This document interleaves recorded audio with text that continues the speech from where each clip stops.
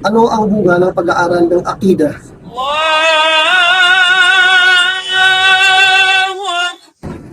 Ang pag-aaral ng tamang pananampalataya o ang pag-aaral ng tunay at wastong akida ay may iba't ibang mga bunga.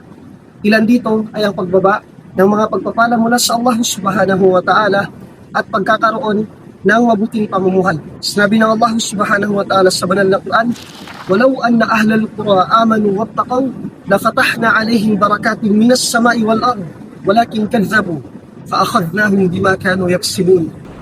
Kung ang mga mamamayan ng mga bayan ay naniwala lamang at nagkaroon ng takot sa Allah Subhanahu wa Ta'ala, bubuksan para sa kanila ang mga pagpapala mula sa kalangitan at kalupaan. Ngunit pinakwil nila ang mga sugo ng Allah Subhanahu wa Ta'ala, kaya't sila ay pinarusahan ng Allah sa kanilang anumang lagi ng pinagsusungkapan.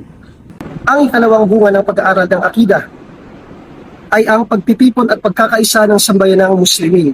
Sinabi ng Allah Subhanahu wa Ta'ala sa banal na Quran, "Wa'tasimu bihablillahi jami'an wa la tafarraqu wadhkuru ni'matallahi 'alaykum idh kuntum a'da'an fa'alafa baina qulubikum fa asbahtum bi ni'matihi ikhwana wa kuntum 'ala shafa hufratin minan nar fa anqadhakum minha kadzalika yubayyinu Allahu lakum ayatihi la'allakum tahtadun."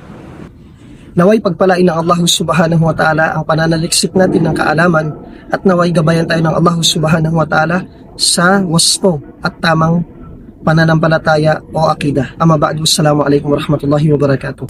أدعو إلى الله على بصيرة أنا ومن اتبعني